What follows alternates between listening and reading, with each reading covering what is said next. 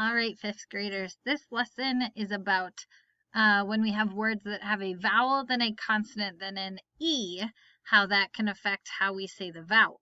So this is a pattern you should have learned long time ago. We're going to review it and apply it to some harder words.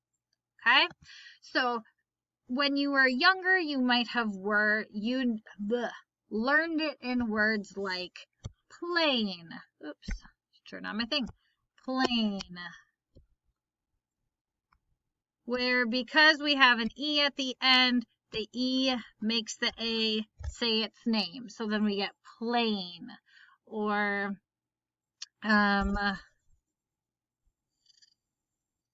slope. Where again the E makes the O say its name. Okay? So that's more or less what the words on the top of your worksheet are like. They have a first letter or blend, the vowel, the consonant, and then the E at the end. Remember, vowels are A, E, I, O, and U. That's why on this, we're going to focus on the bottom, at least for the underlining part of it. Notice in the directions it says, underline the vowel consonant E syllable in the bottom section. You don't have to do the top section because the top section is just the whole word. Okay, so there's not a point in doing that. But on the bottom section, the words have multiple syllables, so you really have to look for the syllable that has the vowel consonant E pattern in it. For example, if I have a word like delete, okay, I see multiple vowels, but I have to listen for the one that makes the E makes the other letter say its name. Essentially, I'm listening for where the long vowel is. Duh, that's not a long vowel.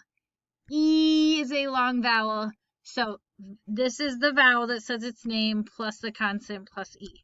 So I'd underline that second syllable. Or in a word like shapeless. Where's the long vowel? Shapeless. That's the long vowel. So then this syllable is the one that has the vowel, the consonant, and the E. Because less is the other consonant, and that doesn't have a long vowel, that doesn't have the vowel consonant E. Okay, so it's a little tricky, but notice how this one came at the end. This one was the first one. So it can come in different places. It's not always going to be the first syllable or the last syllable or something like that. Another example, the word contribute. Okay, again, we have lots of different vowels, but we're listening for that long vowel sound where the vowel says its name. Contribute. Ooh, U, that's a long vowel sound. And then we have the U, the consonant, and the E. So contribute. I would underline that part of the word because that part of the word is showing the pattern. Okay? So that's what you're going to do on the bottom half, not on the whole thing. Notice it says that in the directions down here. So just make sure, it also says it right there, that you are following those directions. Also make sure to see how many words you can read in 1 minute. Write it at the bottom. Do it 2 or more times, even better. Okay, those are the 2 things I'm looking for when I take a look at this. Let me know if you need help, have questions. I am more than happy to help you out. Okay, good luck. Oh, almost forgot the code word is animal. Pull out my pen.